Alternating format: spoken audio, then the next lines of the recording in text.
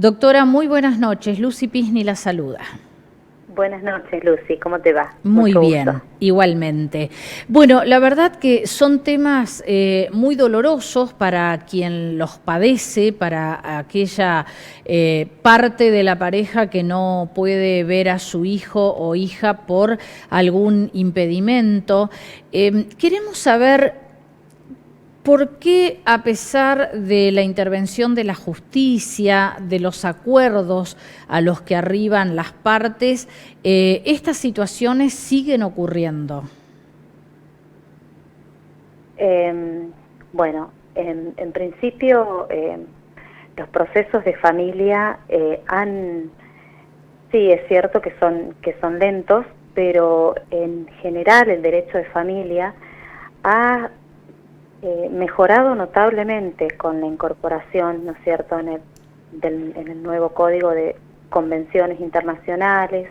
Se han receptado principios muy importantes que han agilizado en cierta manera los tiempos. Si bien no son los tiempos óptimos, en general ha habido un avance. ¿En qué sentido? En el sentido que se ha pasado de un proceso netamente escrito a la oralidad, que se han incorporado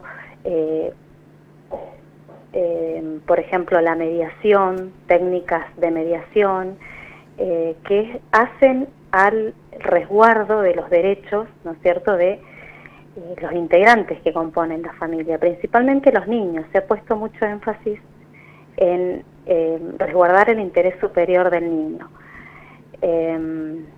Si bien no estamos aún donde quisiéramos estar, hay que tener en cuenta que siempre cuando se trata de derechos y deberes, ¿no es cierto?, tanto de los padres como de los hijos, entran en juego muchísimas variables.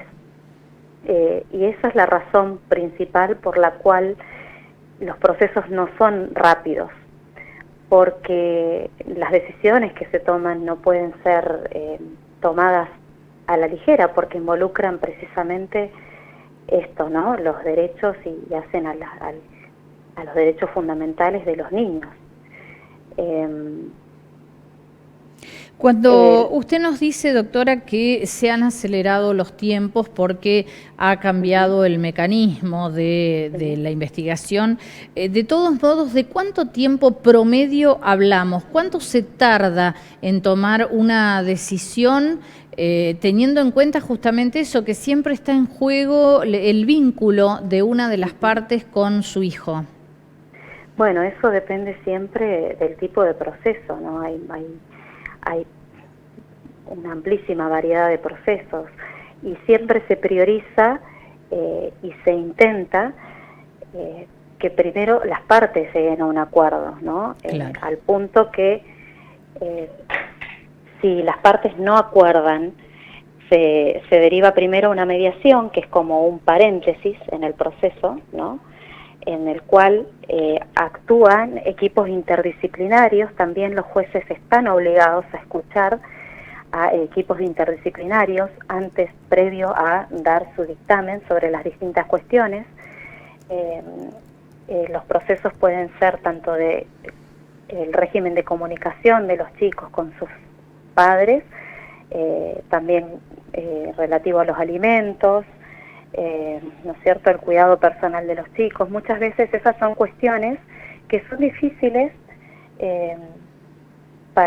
dependiendo de los padres, ¿no?, y de la dinámica de cada familia, que son difíciles de arribar a un acuerdo, no tanto por la decisión del juez en sí, sino porque la dinámica de la familia es compleja y muchas veces los niños terminan siendo trofeos de guerra, ¿no?, entre los padres. Y esto es lo que viene a dilatar un poco los procesos, porque se tiene que tomar en cuenta siempre el interés superior de estos niños. Claro. Y si los padres muchas veces no se ponen de acuerdo y empiezan, ¿no?, con el tironeo del chico que queda en el medio, uno de los cambios fundamentales que ha habido precisamente en ese sentido es que los jueces están obligados a escuchar al niño ahora. Uno de los principios fundamentales del derecho de familia es el de la autonomía progresiva del niño, que no quiere decir otra cosa que es que estos niños no se hacen adultos de la noche a la mañana, ¿no? Los niños ahora son capaces y se toma muy en cuenta la forma en la que ellos van aprendiendo las cosas, en las que van asimilando, el grado de intelección que tienen de las cosas y de las emociones. Y es por eso que los jueces están obligados a escuchar a los niños en los procesos de familia. Tanto se trate de el régimen de comunicación entre los padres como cuota alimentaria, como todos los distintos bemoles que hay. Claro. Muchas veces es la misma dinámica familiar la que hace difícil y demora el proceso. ¿Qué pasa? Sí, absolutamente. ¿Qué pasa, doctora, cuando la separación fue rápida, digamos, hay una criatura chiquita que todavía no puede expresarse, pero que de todos modos está siendo impedida una de las partes de tener un vínculo con ella o con él? ¿Cómo se manejan los jueces entonces en esos casos donde no pueden escuchar todavía al niño? Bueno, el principio rector en el derecho de familia, como dije antes, es el interés superior del niño, y es este niño, todo niño, niña y adolescente, tiene derecho al contacto tanto con su padre como con su madre, ¿no? Con ambos progenitores. Y esto es algo que debe ser respetado. Entonces ahí entra en juego la labor de nosotros los abogados para poder lograr que los jueces, bregar, ¿no? Porque esto se cumpla. Porque ningún progenitor, ningún padre, ninguna madre puede en principio privar al otro del contacto con el hijo. La idea es que el niño en su crecimiento necesita, sí o sí, ese contacto con ambos padres. Y ningún padre puede en realidad privar al otro, está yendo contra el interés superior del niño. Entonces ahí entra el trabajo de nosotros los abogados para poder, ¿no es cierto?, hacer el reclamo ante un juez. Y si bien este niño aún no sabe expresarse, tiene el derecho a tener el contacto con ambos padres. Claro. Y eso es algo que hay que buscar en la justicia y tenemos que pedirlo al juez. Claro, porque sí, conocemos muchísimos casos de estas parejas que han llegado a los acuerdos que usted mencionaba, pero que después no los cumplen y es muy difícil controlarlos. ¿Qué pasa, doctora? Ahí dice usted, tiene que entrar el abogado reclamando. Bueno, ¿qué pasa en aquellos casos que no pueden pagar un abogado? Los defensores hacen este trabajo tan exhaustivo, teniendo en cuenta además que hay miles de causas en los juzgados. ¿Pueden llevarlo al mismo ritmo que lo puede llevar un abogado particular para acelerar los tiempos? Ese es un tema complejo, sí, es cierto, y hay una realidad material, y es que un abogado que lleva menos casos, lógicamente que va a poder dar más impulso que un abogado que tiene que llevar cientos o miles de casos desde una defensoría. Pero el principio es el de la tutela judicial efectiva, es decir, que toda persona tiene derecho a tener un acceso a la justicia. Entonces, como todo, ¿no es cierto?, va a estar en la labor del abogado. Claro. Y hay, lógicamente, profesionales que se mueven más y profesionales que se mueven menos. Yo no sé, y decirte, sí sé que las defensorías están sobrecargadas y esa es una realidad, pero hay que seguir empujando, ¿no? Hay que seguir insistiendo. Doctora, usted que transita habitualmente los pasillos de los juzgados de familia, ¿percibe que hay muchos casos de esta naturaleza? ¿De qué se refiere? ¿De demora de la justicia? No, muchos ¿De casos incumplimiento? donde se trata el tema de los vínculos entre padres e hijos. Sí, sí, lógicamente, hay muchos casos y por lo que te decía, de que siempre cuando hay una ruptura los chicos terminan siendo en la mayoría de los casos trofeo de un botín de guerra, lamentablemente. De todos modos, un gran avance que se ha hecho es el de poder contar con equipos interdisciplinarios, con cuerpos de psicólogos, con sociólogos, que dan una mirada un poco más integral y permiten esta escucha de los niños, que antes no existía. Entonces, antes era como que se consideraba que el niño siempre, antes de los 5 años, sí o sí, el cuidado personal estaba a cargo de la madre, y eso ha mutado porque en realidad no tiene por qué ser así y no siempre es así. Se toman en cuenta muchísimos factores ahora, o sea, hay padres que son excelentes padres y madres que son excelentes madres y viceversa, ¿no?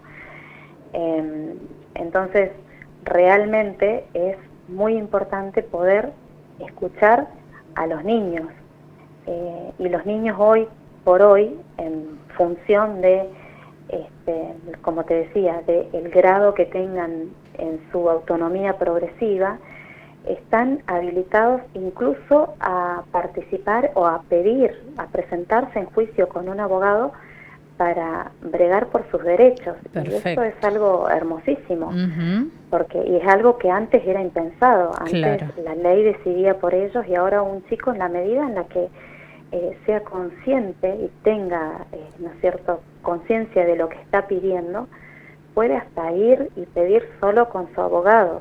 Puede elegir con qué padre quiere vivir en el caso, ¿no es cierto?, extremo de que por supuesto que hay casos de padres y madres absolutamente desaprensivos o con situaciones de violencia. Hay de todo, ¿no? Absolutamente.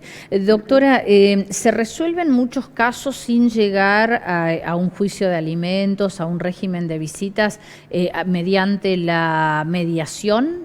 Sí, está funcionando muy bien la mediación.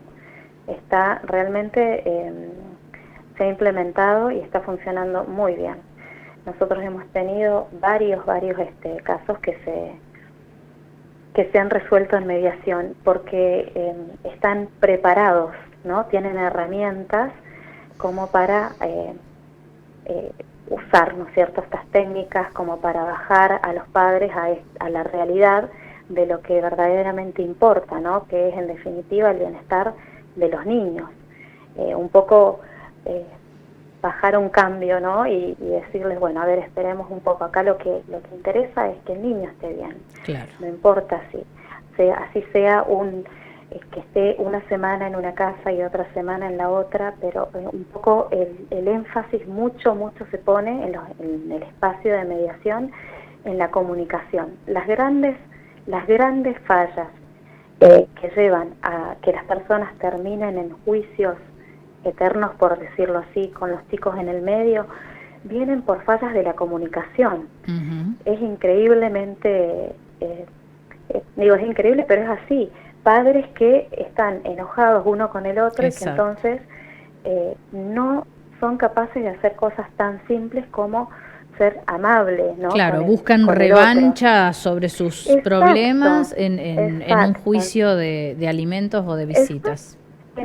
Y por ejemplo, en algo tan simple como el traslado de los chicos de un hogar al otro, se vuelve también una guerra. En vez de mandarse un mensaje, discúlpame, estás para pasar, mandan a los hijos a avisar a tu padre tal cosa, avisar a tu madre tal otra. Claro. Entonces, en el espacio de mediación se pone muchísimo énfasis en esto. Es casi como un espacio de terapia, te diría. Se trabaja mucho eso, y el acuerdo al que se llega es un acuerdo al que las dos partes se comprometen y que involucra principalmente eso, ¿no? Actitud. Claro, Bueno, y alguna listo. flexibilidad, porque conocemos casos de padres o madres que por un retraso de 15 minutos en la hora de entregar el chico, hacen un escándalo, ¿no? Exactamente, esos son los inconvenientes que llevan, como te digo, a explosiones.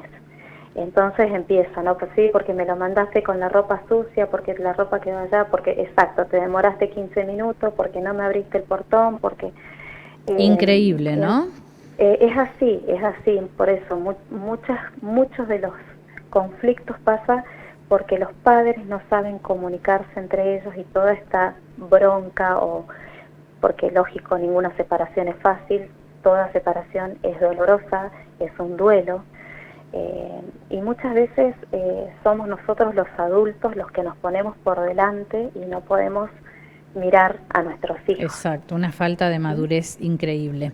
Sí, y de herramientas, porque muchas veces obviamente no lo hacen por maldad, sino porque no lo ven, o hábitos, no saben hacerlo de otro modo. Entonces, claro, este tipo de innovaciones que ha tenido nuestro código y que tiene son muy útiles, están ayudando muchísimo. Doctora, ha sido muy interesante charlar con usted, le agradecemos muchísimo toda la información que nos ha dado. No, por favor, gracias a ustedes por la invitación. Gracias.